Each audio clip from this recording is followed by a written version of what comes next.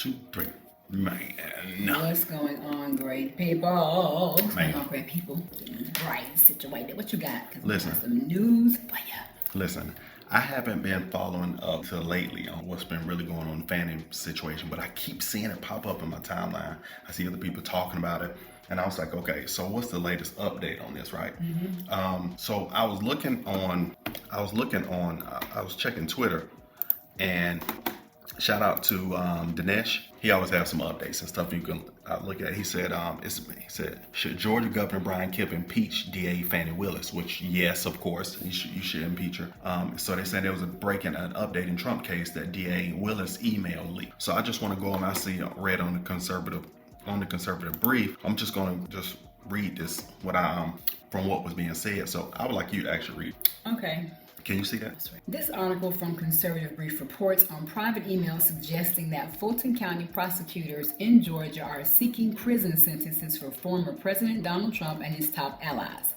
The charges are related to their alleged violation of the racketeering statute in their attempts to overturn the 2020 election results. The emails reveal that Fulton County District Attorney Fani Willis mentioned the possibility of incarcerated defendants during a conversation with Trump's lawyer, Steve Setow.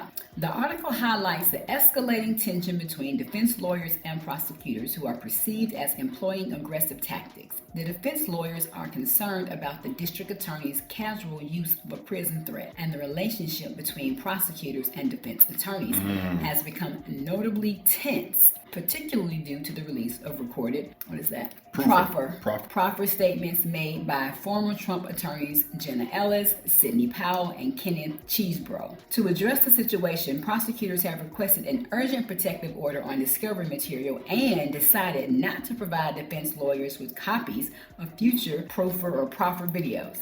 Instead, the lawyers would be required to watch the videos at the district attorney's office in Atlanta.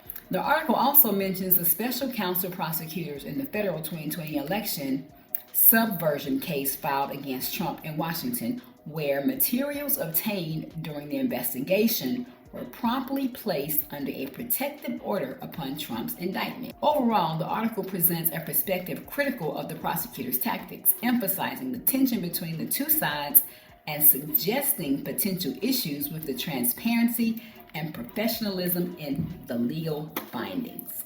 Yo, so the reason why I just summarized that up, because sometimes the articles be so long, and Right. y'all had the attention span of 2-year-olds, so I just need to make sure that I give y'all the summary of what was going on. So I see.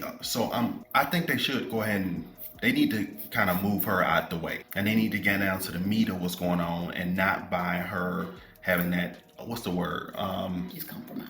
Her compromise, also not only compromise, but the hatred for the man, and doing what she can to kind of get him to slow him down. If they can move all that out the way, it seems like it's being put in the open. You move it out the way so that now we can focus and get her, and we get down to going and getting this bull case moved out the way and pushed on, closed out. Let's be done. Yeah. And also what I understand too, that no man is greater than God. No man is perfect.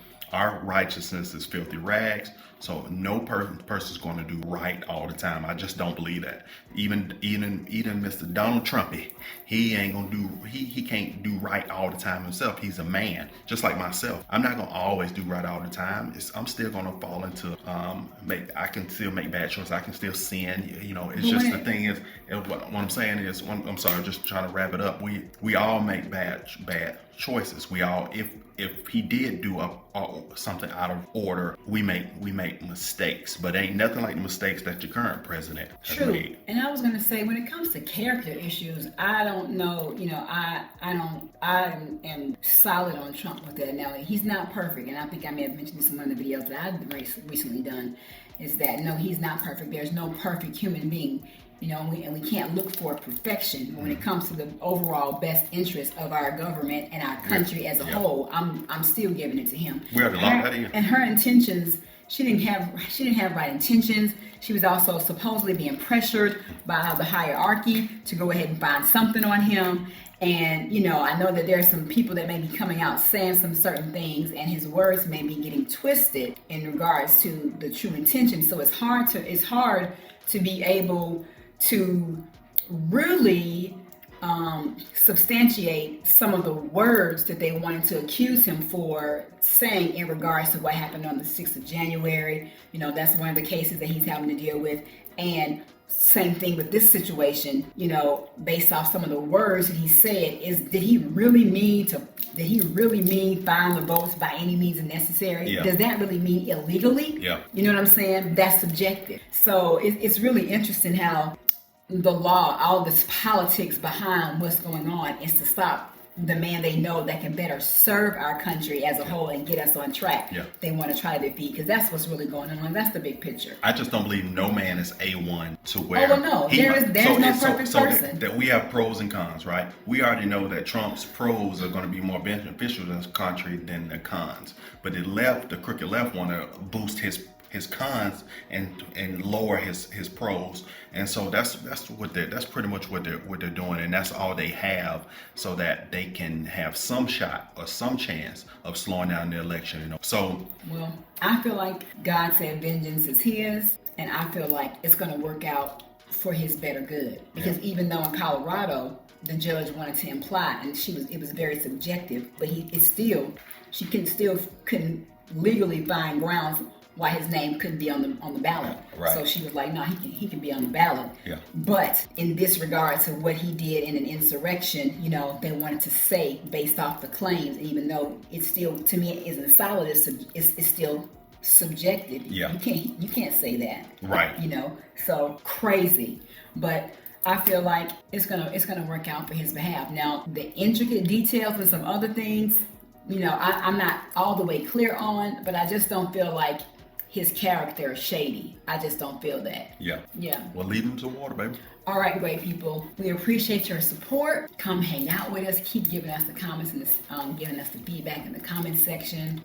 Let us know other things that you want to see, because this race we are truly following. Going to be dropping some updates more frequently about what's going on in this race. That's right. And check out the new merch. The link is going to be in the description. Get something that you're feeling.